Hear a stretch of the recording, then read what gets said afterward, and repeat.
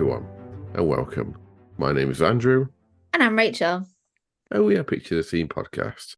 We are a true crime podcast aiming to put you, the listener, at the scene of the crime. Now, each week we delve into the murky world of lesser-known crimes from the UK and Ireland, and occasionally we venture into renowned cases from around the globe. And after a week off, it's great to be back into it, isn't it, Rachel? Oh, absolutely. Yeah, we enjoyed the week off, obviously, but it's great to be back recording and back into the normality of things. It is indeed. But as with any true crime podcast, as always, listener discretion is always advised. And today's episode is no exception. Today we look at domestic arguments and potential abuse that result in murder. So if that topic is one that you'd rather avoid, please do skip this week. And also, it's a bit of an extra warning this week. As with any case of murder, unless there are eyewitness testimonies or other evidence, sometimes we only get an account from the perpetrator. So please bear this in mind. I've tried to stick to the facts as evidence suggests, but some parts are dependent on the killer's testimony. For those parts, I've only included what was accepted in court as probably being the truth or close to the truth. Now, if you do look this case up online afterwards, please be aware that there is a fair bit of information out there that looks like misinformation at best, or the press making things up at worst. Now, I just wanted to put that out there because this can be a very emotive subject for some people. So that's a long disclaimer today, Rachel. That was quite a disclaimer, and I'm always intrigued at the start of an episode when you launch into a disclaimer. So, yeah. But if you do like what you hear, please do follow us on whatever social media platform you prefer. Subscribe to us on your preferred podcast platform of choice. And if you have the capability, give us a rating and review as well. It means the world to us. We got recently, I shared them with you, Rachel. We got a couple of really nice reviews. One from someone with the username Nanny Evil from Canada, which is a great username, but it was an awesome review. And then we got another one from somebody in Germany, which I can't pronounce the username, so I'm not going to try and butcher it, but you know who you are, and we loved it, so thank you very much. Yes, Nanny Evil and can't pronounce username. We are very, very, very grateful for our reviews, and thank you so much for taking the time to give us the feedback. It's always gratefully received. And I'm sure you're not really an evil nanny. But if you like us that much that you want to support us, you can do so for less than the price of a cup of tea or coffee on Patreon, with our lowest tier starting at £1 per month. We release bonus content every month, and we even do live episodes like we have done recently. The links to our social medias and Patreon can be found in the show notes, or visit patreon.com/scenepod. That's patreon.com/SCENEPOD. Well, Rachel, I can say that in my sleep now, that little bit of an intro. It doesn't feel as long as it did once upon a time. I remember we couldn't get through an intro without me making some sort of reference to some advert on television where you have to like speak really quickly through all the blurb just to get out of the way. Exactly. We do, where possible, now release our episodes a week early for our Patreon supporters. So you don't have to be Michelle Yeoh and be everything everywhere all at once to move about in time. All you need to do is subscribe to us on Patreon. Who's Michelle Yeoh? Oh, it's a really good film that came out this year. She's the older actress, probably in her 40s, so probably younger than me, actually. Wow. So obviously not an older actress. Ouch. And it was like a time travel movie. It's really good. I recommend it. It's really like, it won an Oscar, I believe, or more than one maybe. But just for the record, probably be good to have the movie name. And yeah, I've also, said it in there. Everywhere, everything, everywhere, all at once. Oh, I just thought you were making reference to something else. But also, Andrew, acting isn't like football careers. Some people don't start their acting careers until well into their 40s. So it's not, I don't think it's a case of being an older actress. Thank you. Yeah, no, I apologize. It's actually got the guy in it who, have you ever seen the Goonies? Yeah. You know that little kid who's good at making things? Okay. Um, is it Short Round? Oh no. Oh, he was in Indiana Jones actually as well. Played Short Round. He's in it as well. It's really good. Anyway, how are you doing, Rachel? I mean, at least our listeners don't tune into us for movie reviews. Yes. I'm good, thanks. How are you? I am sparkling. I'm in quite a what's the word? Go get a mood today. Go get a mood today. So Ooh, Friday, you're coming for it.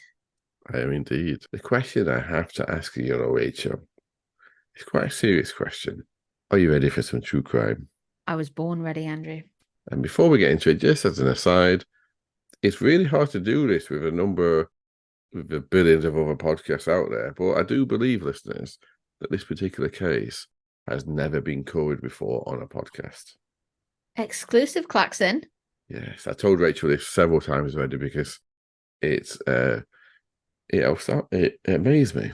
Anyway, He is proud as punch when there's a pod episode that he covers that he can't find anywhere else. yes. So, if it's safe for you to do so, I'd like you to relax. Close your eyes and picture the scene. Today I'm taking us to Monday the 5th of March 2001. And while that may not sound like long ago, it is actually over 22 years now. Does anybody like when you see those memes on Facebook? There's not a lot that I can relate to, but I can't relate more than when somebody goes, "Oh, 30 years ago," and you say, "Oh yeah, the 70s." Like, I'm sorry, I'm in complete denial that the 90s were 30 years ago. How You about you? know, well, I don't to what makes me feel old, Rachel. Oh, go on. That the start of World War II is now closer to my birthday than today. Oh, wow. Yes, exactly. How did you calculate that? Did you go out your way to find that out? Something's just popping in my head. Wow. I randomly think things, It's especially quite when a I'm in the depressing shower, which is thing why I too. don't wash much. Sorry?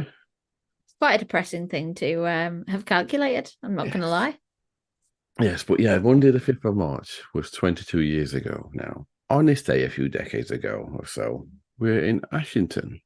Now, Ashington is a small village in West Sussex that is home to about 2,500 people at our census. It's only 3 square miles in size. And even though I'm about to talk about murder, in the same year as the murder, it won the best village for community life in the Village of the Year competition. So even though it's a small village, it's only 40 miles or so from London and 20 miles from Brighton. So you're close enough to the big cities and things to do if you need to be. We're going to the Millmead area in Ashington and 15 Millmead to be exact. And it's around 9:15 p.m. The weather was a pleasant, dry evening with a slight 5 mile per hour easterly wind. The weather was 37 degrees Fahrenheit, which is around 3 degrees Celsius. And an evening in March in a quiet, well to do English village. It was obviously quiet, or so everybody thought. It was at this time that the quiet evening was broken with loud noises of shouting and some sort of commotion coming from number 15 Millmead. Concerned with what might be occurring there, neighbours went to the house to see what was happening. Now, unbeknown to them, one of the residents of the house had already called the police shortly before the neighbour arrived. Now, Mark Parnham, that resident, had dialed 999 and told the operator this: "We have been attacked. Somebody burst into our house. Oh my God, I don't think she's breathing. It's my wife. What have they done to her head? Oh my God, there's so much blood. Oh geez, her head. There's so much blood everywhere. They have smashed her head in." So just hit pause there for a second. It's 2001. You're a neighbor. Doesn't matter like how old or or what you are. Are you gonna? Is your first instinct to go round to that house to see what's causing the commotion? Probably not, if I'm being perfectly honest. You'd have to be quite brave, wouldn't you? Yeah, and I know that like we know a lot more nowadays about danger and situations and and crime, but I just feel like even in 2001 that would have been quite a dangerous gamble to take if you're hearing all this commotion. I mean, you're in a small village. I'm guessing there's a very like nice community vibe there. But still that's dangerous, isn't it? Yeah, we'd hope there was the community vibe because it won Best Community Alive in Village Yeah, of the yeah, Year. exactly. But Yeah, yeah, so you're right. So you're right, yeah. But when the neighbours arrived at the home, and shortly afterwards the police actually arrived because remember Mark Parnham, the resident, had phoned them. Mark stuck to his story, stating that they'd both been attacked by a pair of robbers armed with an iron bar. Mark's injuries were visible and he was injured, but not seriously. His wife, Jillian, however, wasn't so fortunate. She suffered numerous injuries, of which I'll go into detail later. And even though, according to the medical staff, the paramedics that arrived at her home, she battled bravely, she ultimately succumbed to her injuries in their home and died there. oh dear.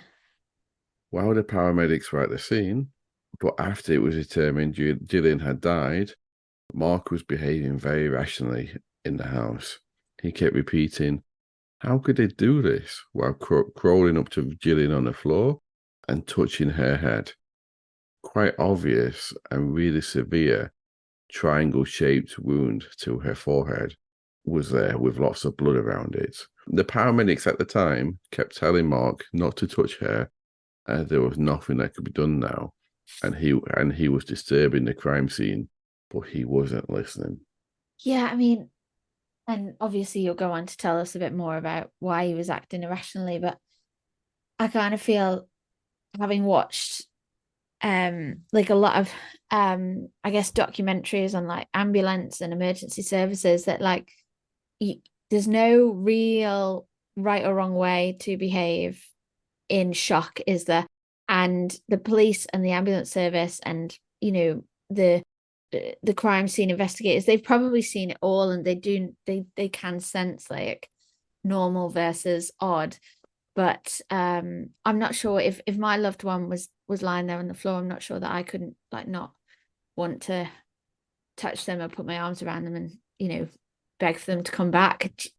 Do you know what I mean? Yeah, I get yeah. No, I don't know how I'd react, but now if you remember the story Mark told the neighbours and the police was that two robbers broke into the house and attacked them both. Well, it seems that this version of events didn't hold up to much scrutiny because as the ambulance that was carrying Mark, it didn't even get a chance to get to the hospital before he was arrested in the back of an ambulance by the policeman who was in there with him on What? suspicion of murder. Oh my God, that's like that took a turn. Yes. Now, it didn't take long for the doctors at the hospital to treat and discharge him. And once he arrived at the police station, they took him into an interview room in which he immediately, without any pressure, admitted his original story was a lie and he had been arguing with his wife and he had been the one to strike her, causing all of her injuries. He would, Wow. he would, however, claim provocation and self-defense as his reasoning behind it. The most noteworthy quote from Mark during that first interview was that he told police that he was not human and that he didn't deserve to live after what he did. It's probably just one to remember. Yeah, I can't believe like I mean, was that because of his strange behavior, or had somebody radioed in from the crime scene and said the The hu- police, hus the husband's like one to watch here? no, the police were obviously at the scene, and what had happened is, well, it's not giving anything away because he's admitted to it, but he basically trashed the house to make it look like a robbery, and the police just thought this doesn't look like a normal robbery. Like, why would you attack a woman and not steal anything? And why would you destroy the house? And the husband, who rightly or wrongly would probably be seen as the biggest danger to a pair of robbers rather than the wife, he would only Yeah, have a few slight injuries. that's So mad I though. remember it was only a suspicion of murder. They do that straight away to stop them destroying evidence and stuff, don't they? But yeah, that's so that's why. That's why he was arrested. And obviously quite correctly so, because he admitted it straight away. Yeah. But he did look like he had remorse straight away as well. Now, on the face of it, this sounds like your usual domestic abuse case, with the perpetrator blaming the victim because they can't defend themselves. Initially, I think it does, don't you, Rachel? Well, Because, yeah, he's saying they had an argument and he lost the plot. Like well, it. he claimed provocation and self-defense. Yeah. Right. Okay. That's quite. That's quite. That's quite a self-defense though. Like I'm not sure. Again, I've not been in this scenario, but when you're defending yourself, is there an intent there to harm and kill, or is there an intent there to disable the person? I think like if his wife had been attacked by like the legs or the arms or something like that to stop her from running at him or thrusting something at him, fair enough. But she's got that massive wound on her head, hasn't she? So Yeah. you just argue that he he wasn't defending himself if he had a clear shot at her head. But I mean, I might be diving into it a bit farther. Well, let's see. It may be a stereotypical case, or it might not be. So let's look at the details, and at the end we can discuss what we think. Because I believe anyway, it's potentially not as straightforward, and so we need as many facts as possible. So I'm going to tell you about the couple, Mark and Jillian, first, and then we can go on to the events of the day and the catalyst, or what caused Jillian's death, aside from the obvious. Yeah. Now, Jillian was the oldest out of the children her parents, Norman and Barbara Jones, had between them. Her father was in the Royal Air Force, and it was at RAF Cosford, which is just northwest of Wolverhampton, in 1962 that Jillian was born. She grew up in Wolverhampton and went to the local school, Colton Hills. Now, it's obvious from a young age that Jillian was smart, and she met all expectations placed on her by studying both mathematics and music at university. Wow. In 1983, towards the end of her second year at university, she married her first husband, Chris Beechin, and they moved to Nantwich, where Jillian finished her degree. And she also then, after she finished her degree, completed teacher training as well to become a teacher. In 1985, her husband, Chris, got a job in West Sussex. So they moved to the location, and Jillian took up a job at the local all-girl Malay secondary school. Now, it was at this school that she met Mark, who was also a teacher. So let's park Jillian for a moment, and let's look at Mark's life until they met, and then let's bring them both together. Mark was born in Nottingham in 1964 to Gary and Patricia, and before going to university, he moved to the nearby town of Mansfield, where he studied art, design, and graphics at college, before moving on to university to study graphic design. After a short spell working for Marvel Comics, he undertook his teacher training so he could become a teacher. And in 1987, once he passed his teacher training, he moved to West Sussex and took up a job teaching IT at the Malays all-girl secondary school. So firstly, this is where I talk about the papers and stuff like that at the beginning. Some reports say that Jillian left her first husband after she cheated on him with Mark. Now, from what I can gather from the facts I could find anyway, that's simply not true. Jillian and her first husband, Chris, broke up on their wedding anniversary day in 1986 for reasons I couldn't find. Mark didn't start working at the school until September of 1987, so the dates simply just don't work out. Do you know what though? That initial story sensationalizes like headlines for papers, doesn't it? And everyone It loves does, a hoax. yes. So that's the unfortunate side of when you are reading like crime reports and newspaper articles, they will try and link anything that might, get the juiciness at the story and encourage like the sales of the papers, like with those kind of headlines. Exactly, yeah, exactly. When it ties into some more information that I'm going into, it makes it sound even better. So yeah, you're right. Now, it was said to be a love at first sight between Mark and Jillian. not only by Mark, but also by colleagues and friends of theirs. How they met seems to be that during an open evening at the school, Mark walked past Jillian and immediately was smitten by her. So he doubled back and introduced himself there and then, and on the spot, he asked her out. Smooth. Now, here's how the assistant head teacher at the school, Shirley Mitchell, would describe that first meeting between the two. The first time they met, Jillian and I were gossiping at an open evening, and he brushed past and straight away asked her out. That's bold, isn't it?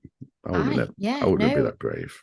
That's not knowing as well, like he hasn't had the opportunity to find out if she's married or single or anything really. That definitely is a smooth move, isn't it?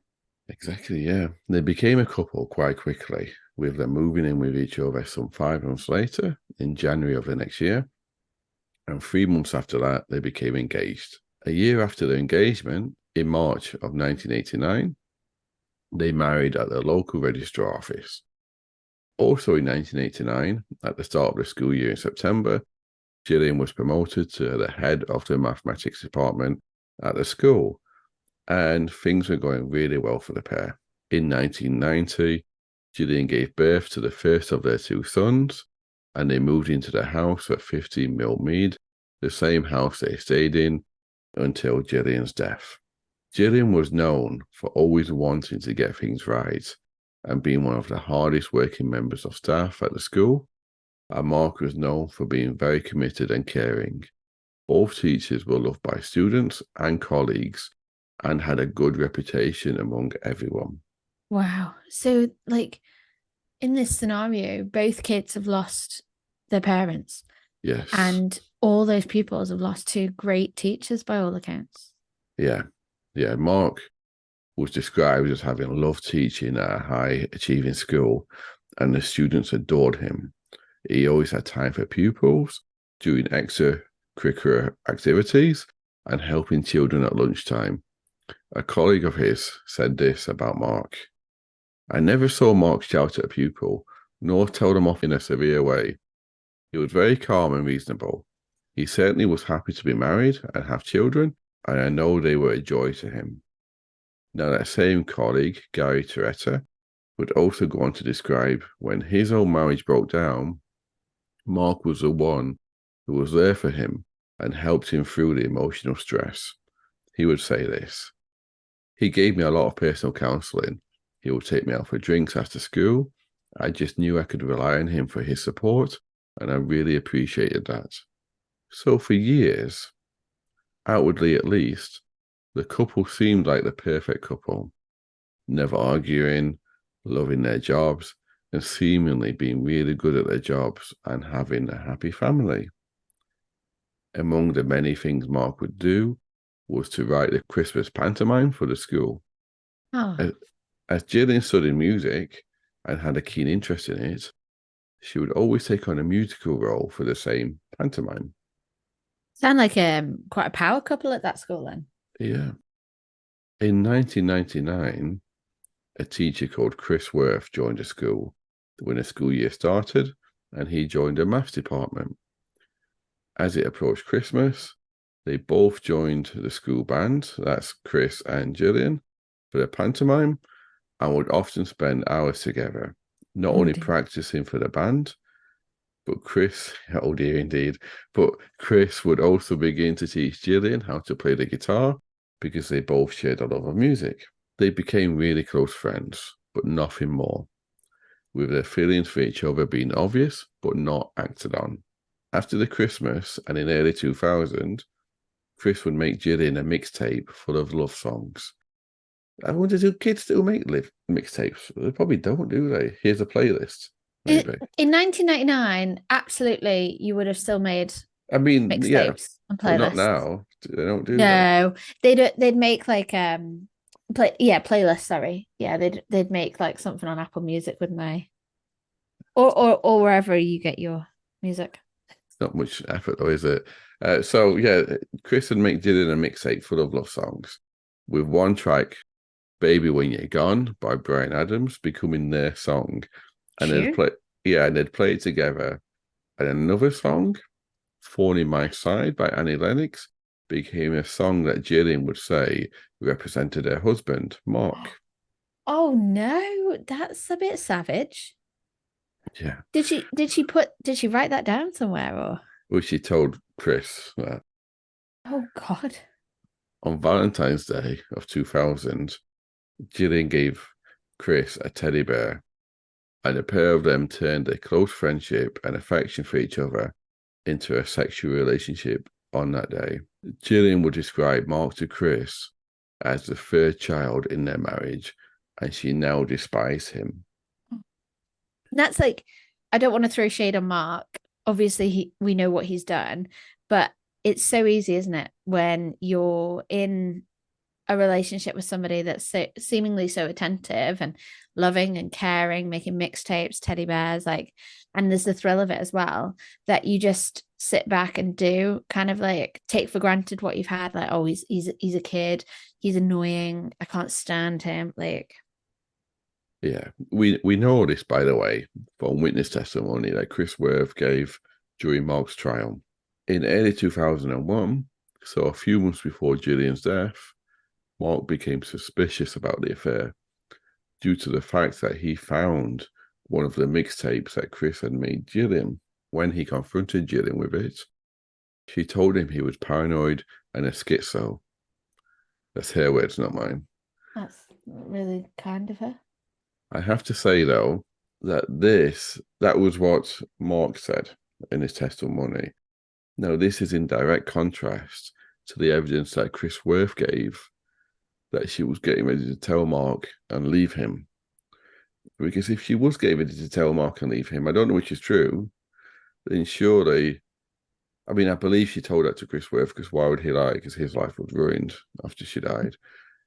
If she was, then surely this would have been a good time to tell Mark rather than just say he was paranoid. Yeah, it's really easy for Mark, isn't it, to throw her under a bus and be like, oh yeah, she called me all sorts of names and wasn't very kind to me, but she told me that there was nothing there, and almost kind of like denied that she had started to break up with him. Yeah, I mean, yeah, it could be that she never said that, but it could also be that she told Chris that she was leaving him when she wasn't going to leave him, just to keep Chris in a relationship. It could be one of the two. I'm not saying it was either one, but both of them. I mean, both options are options that have happened in the past and will happen in the future. Yeah, and it's not as simple as just leaving her husband. She's got the two kids, and who knows, like whether her husband would be like, "I'm keeping the kids." Like, if you're walking out, you're going Yeah. on your own with a bag. Like, it would be very difficult, wouldn't it, to like unpick your life from that marriage and Oh, just walk away. definitely. Don't forget that all teachers at the same school, and Yeah, Jillian is actually Chris's boss because she was the head of the maths department, and yeah, he was the maths it's teacher. really tricky, isn't it? Yeah. So how Chris and Jillian would communicate, and I'm guessing this was before smartphones, is that Chris would miss call the house, and Jillian would call him back, or the other way around. One Wow, time, yeah, isn't that's it? old Isn't school, it? isn't it? Yeah, like obviously, like before smartphones, I wasn't dating. Like, let's be honest, and I don't think I was. Yeah, I'm pretty sure. When did the smartphone come out? 2005, 4? No, it's before then. Okay, Well, yeah. it depends what you class as a smartphone. I think like early 2000s. Okay, I definitely wasn't dating then. I'm not ashamed to admit it because I was only 16 at the time. But yeah, like you don't have any I guess understanding of the struggle that was probably there with not being connected to someone that, yeah, if you were having an affair with, like they weren't just at the end of the phone for a quick text message. It would have been, Yeah. more risky, like meeting, calling the house, sending a letter. It's mad, isn't it? Well, text messages were around then, but yeah, I No, get you. no, were They they? were because Maybe. I started texting in about 96, 97. Oh, right, okay. Cool. Anyway, Well, yeah, yeah, anyway, cool. listeners don't want to hear our history, but we get your point. You're right, especially because these were like adults, so it was more the kids doing it at that age time, wasn't it? But Yeah. one time, however, Mark dialed 1471 to see who had called. Oh, shit. And when Chris answered the phone, it seemed bizarrely, he didn't confront Chris.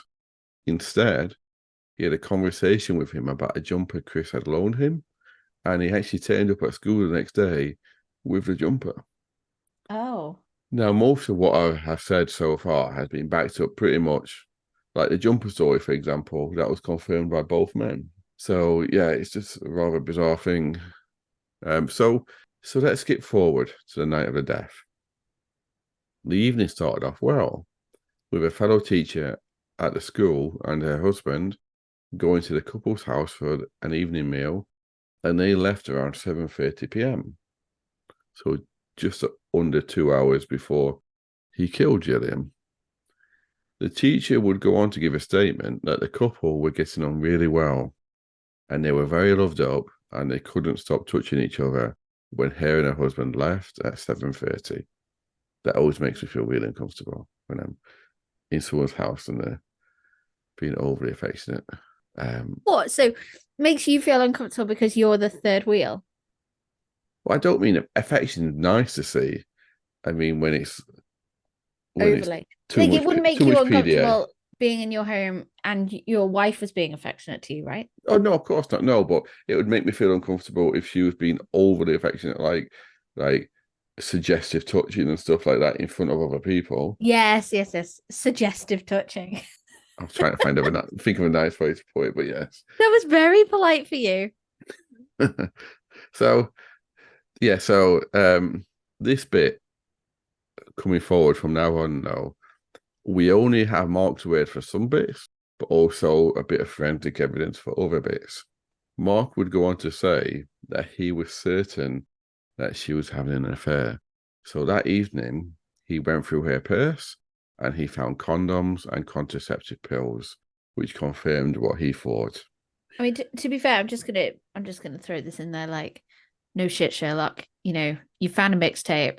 Yeah. You've done 1471 and found that he's calling your house. Like, there's obviously other things. Like, she's probably not touched you in a couple of months, and things that have built up. Like, Yeah. it's Yeah. I gonna be think you're right. blazingly obvious at this point. But like, he's probably just putting it all on for the jury, isn't he? That like, oh, he discovered late that they were having an affair, and he was heartbroken.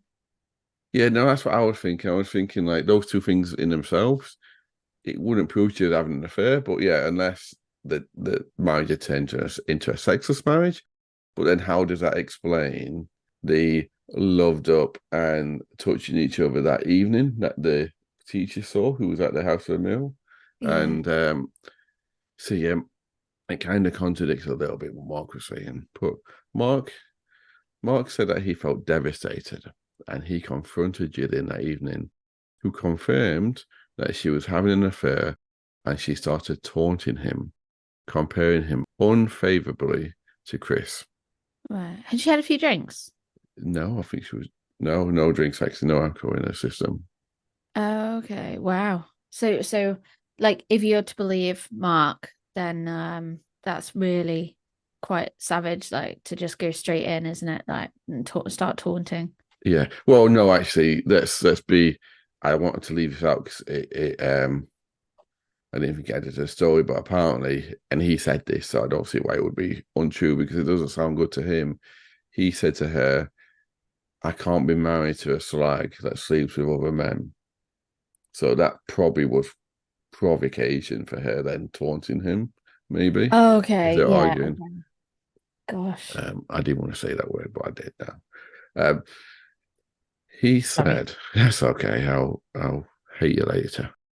He he said that it was during the argument that Jillian picked up a 6-inch metal bar that he had taken home for an art project and started hitting him or attempting to hit him with it. He said that he then took the metal bar off her and he went on the phone to call an ambulance for himself, dropping the bar on the floor at the time. He then claimed that she picked up the bar back up again and she started hitting him on the back of the head and the back of the neck. Now, the prosecution would disagree with this and said that he took the metal bar home on purpose because he knew his wife had been having an affair for a couple of months and he intended to kill her. Wow. So they also disputed that she attacked him first. Medical evidence that she attacked him first anyway, because medical evidence would confirm he had been attacked on the back of the head and the neck. So she must have at some point done that with the metal bar. Yeah.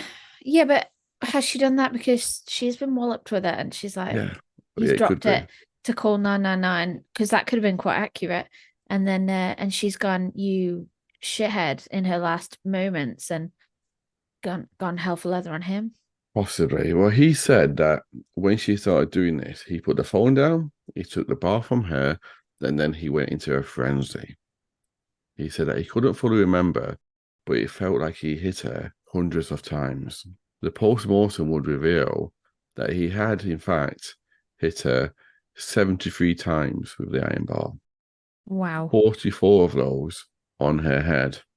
By the time he had finished, she had two skull fractures, severe head injuries, and obviously was dying, and she died. And that's the thing, like he's gone to extremes there, almost like an overkill. And it's been a frenzied attack, hasn't it? So, Yeah. oh yeah, I can imagine the jury could see right through that. He then said that he ransacked the house to make it look like a robbery, and then he called the police.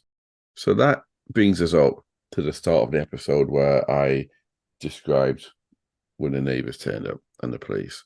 So what do you think so far, Rachel? Is Yeah, it? I think I think you think he intended to kill her. whether he whether it's premeditated, like I've not made a decision on that yet, but I feel like there was intent to harm her and viciously because of the force of which he hit her and where he hit her as well. Like he at the end of the day, um he was embarrassed and shamed. Like I called them a power couple earlier, didn't I? Like she'd put all of that in jeopardy by having a sordid affair with one of her staff members, and yeah, he was probably really mad. But as well, like my point still stands. Who knows if he was in a rage, how that neighbor, walking in on that would have, if she'd have fared well. Like I'm assuming it was a lady, by the way, that was the neighbor that kind of came around. It And was, yes. yeah, he could have been well into, the black mist, the red mist, whatever they call it, that descends um you're in, like, being particularly violent. So yeah, she was really putting her life at risk there, going around to the house, wasn't she? Yeah, my only thoughts on this, I'll tell you what I think at the end of the episode. But my only thoughts on this is if it was like unintentional in the fact that it was a spur of the moment thing, he didn't plan it. He had the foresight afterwards to trash the house, but then when the paramedics arrived, he was out of control and he couldn't stop himself going near her. Yeah, Those that's two, that's that's the calculated side of it, isn't it? yeah, that's the only thing I'm thinking so far. And did he, like, is there any proof that he delayed calling the No, he didn't delay. It was well, obviously you don't know how he trashed the house afterwards, so there was that delay, but there was no like massive delay. Yeah, I always recall an interesting episode on one of our favorite pods, Seeing Red, around the step count on the man's Fitbit, and the woman's Fitbit. So the man had murdered his wife, and then he had trashed the house, and her heart rate had gone, and his heart rate had spiked at the point that obviously he had killed her, and then after the fact, when he'd gone around trashing the house, like he'd obviously exerted a lot of energy, but her heart rate had stopped, like, and by the time the trackers went into evidence and he was being questioned by the police, he'd had like 45 minutes to an hour to like set the scene, for Yeah.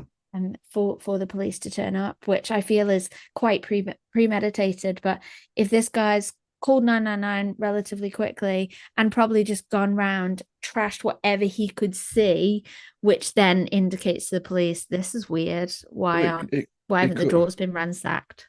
It could be actually, because what I'm thinking is what the noise of him trashing the house is what the neighbor heard. Yeah, yeah. So, It's it, frantic then, isn't it? so and the police turned up almost immediately after the neighbor, which Mm. makes me think that maybe, yeah, he phoned them, then trashed the house actually, rather than the other Yeah. way around. Yeah. So I feel like it's an interesting one where like it's not premeditated murder, in the sense that he was building up to that, but it's happened and now he's trying to like quickly sort himself an alibi, which still, that takes a lot to think about in the moment.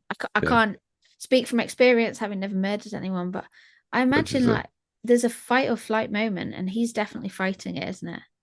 yeah, and also you've also got to throw in the fact that was it coincidence that all this happened when their two kids were not at home that evening?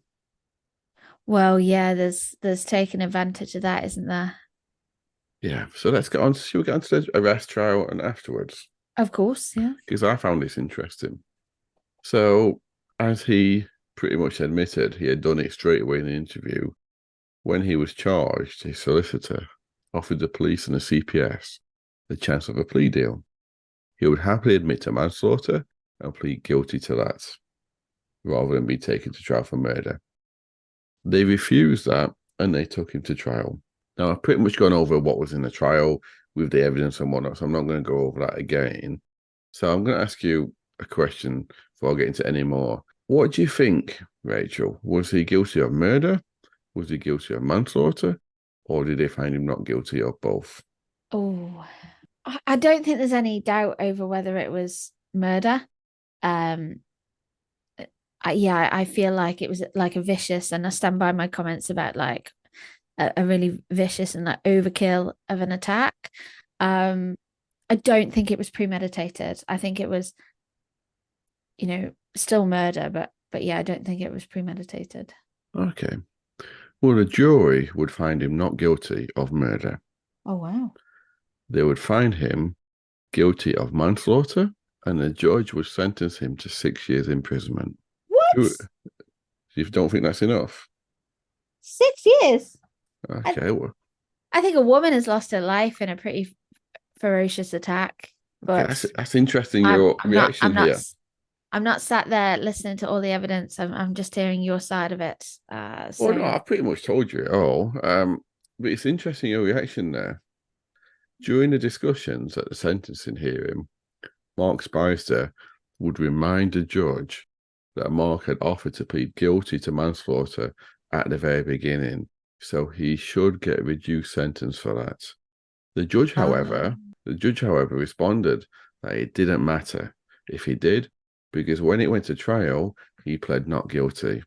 Even though just a week before the trial, the prosecution were given the chance once more to accept a guilty plea for manslaughter, but they wanted to go for murder, so they declined that.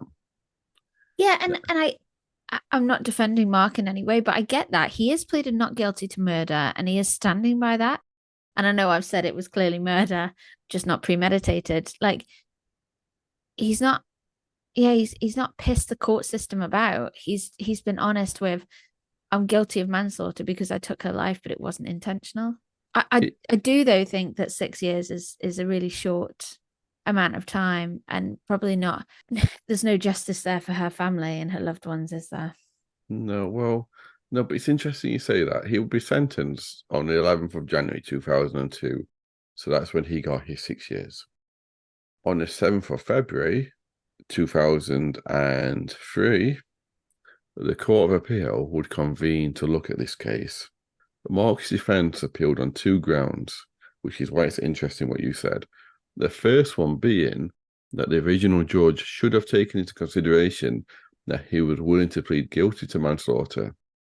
And the second ground was that as the jury had given an indication that this was not intentional, so because they said manslaughter, that means that they were indicating that he didn't intend to kill her. Yeah, yeah, It was a moment of lost control. So yeah, the sentence of 6 years was too high anyway, yeah. compared to other Wow. previous convictions.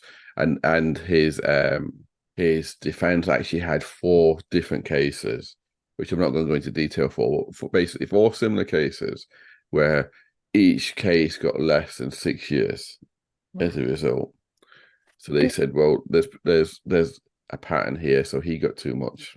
and just for context, guys, like I'm not overly familiar with sentencing rules and laws and averages in the UK. We've talked about it, and we're definitely going to do an episode probably for our Patreon supporters on sentencing and what murder versus manslaughter and white collar crime versus like violent crime, street crime. Um, we're going to dive into that, aren't we? And I think that will really help me understand a lot more about it. But yeah, I just don't feel like 6 years justifies the loss of a life. Not that any sentence would as well. I can't honestly say that you could put like an amount of years on, on taking a life, but 6 years just feels particularly brutal. And the fact that his defense team are going for less is insane. But Yeah, exactly. Well, the Court of Appeal, though, they had the transcripts from the original trial, which is why I could tell you what happened between the conversation between the judge at the sentencing hearing. yeah, And the appeal judges agreed that yes, it didn't matter that Mark pled not guilty at the trial because he was only in the end convicted of manslaughter, and that's what he was willing to plead guilty to anyway. yeah. And because they gave the prosecution several chances of accepting that, the judge should have taken that into consideration. Secondly, they also agreed that yes, the sentence of 6 years was high compared to the cases that Mark's defense brought, with the average of those cases being 4 years. But as I always say, well, I said it recently and I'll say it all the time, the appeal judges go into such minute detail. So they examined those 4 cases that Mark's defense had brought as an example in that they find toothpicks of these cases. And they pointed out that in each case, there had been one or more mitigating factors that were not present in this case with Mark Parnham. So while 6 years was high compared to those cases, it was not excessive. Wow. So in the end, the appeal judges determined that Mark should have been sentenced to 4 years due to his early guilty plea, which And meant. Sorry. can I just then say, would he have got out halfway through that sentence on good behavior? Well, he was released from prison in late 2003. So he got convicted in 11th of January 2002. He was arrested and remanded in March of 2001. So he spent 2 and a bit years in prison. Yeah, but no, I just mean in general on a manslaughter charge. Yes, manslaughter is not the same as life. It's not minimum term. Oh wow. Okay. Yeah, so he got released in late 2003. Now, I looked up these things interest me, so sorry if it bores you out there. I looked up the property records, and it seemed that just before his release, he sold a house in Millmead for £227,000. 4 years ago, the people that bought it sold it for almost £600,000. That's some profit, isn't it? But it shows that he was just before his release. He obviously left the area. Now, I couldn't find out what happened to either Mark after his release or the 2 sons a couple had. I would assume, to correct me if I'm wrong here, because this is a blazing assumption, he wouldn't have got them back, would he? They would either have gone with family or into the care system. But I don't know. I don't think you can assume he wouldn't have got them back. Like, well, he's been convicted of manslaughter. against their mother. I don't know. I honestly don't. I honestly, if people know, let us know. I think, yeah, definitely. I would love to find out more about this if anyone can shed any light. But I would imagine there would be an interest if the children wanted to have their father in their life. There'd be an interest to reconnect them, whether or not that would just be in like scheduled visits for the foreseeable or not. But yeah, that's a good question that I'd love to know a bit more about. Now, Chris Worth, do you remember the other person involved in How this? could we forget Yes. Mr. Romantic? Yeah. He resigned his teaching spot on the day he found out about Jillian's death. And Wow. obviously out of shame, well, it's no shame in having an affair, but being part of the whole thing. And apart from his testimony at the trial, I couldn't find out what happened to him. He clearly, it was love for him, wasn't it? I think so. It probably guilt, yeah, that he brought on, that the teachers, like the head teacher, a friend, and a friend who worked at the school, said no one had a clue about the affair. They all thought that Chris was infatuated with Jillian, but Jillian was too devoted to her marriage to entertain it. They didn't realize that there was actually an affair there.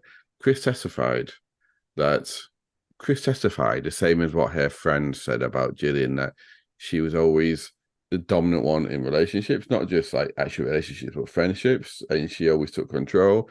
And he said that she was one that pushed for the relationship, and she was more than happy to do it. But I don't know, a friend thought that would never happen, so I don't know about that. But yeah, It yeah, would take a lot if they were in a full blown physical affair. It would take a lot to hide that. So you do have to question her for a year as well. integrity. And also, I mean, I don't know, I wasn't in the working world back in 2001. I mean, I wasn't shy of joining it just 2 years later, but would there have been like HR policies around like management and the same way there would be with a pupil teacher? Would there be with a management and teacher relationship? Like, surely that's I don't I mean, know. not as extensive because obviously the pupil is a lot younger in most cases, but even so, that the management is in a position of power, and the staff member, being Chris in this case, is is that power being abused? I don't know about a school situation in 2001. I was working, and there was plenty of relationships between staff members and management and direct reports and stuff. So Fair in enough. my workplace there was, but I don't know about a school setting. It might be different. But yeah, it's a bit mad, isn't it, that like he probably felt quite guilty and partially to blame. Yeah, exactly. And Rachel, I guess the question with this one is that irrespective of why someone was killed, unless it was literally a kill or be killed situation, there's no excuse for killing someone. No. But do you believe, for this case, that it was a spur of the moment thing, or do you think he planned it? I still stand by like it not being premeditated. I just think, I mean, yeah, I'm leaning towards that, but the only thing that gets me is the fact that you have you're a parent, Rachel. Yeah. When your kids are not at home, it's usually a very pre-planned thing, isn't it? It's not often your kids are not there.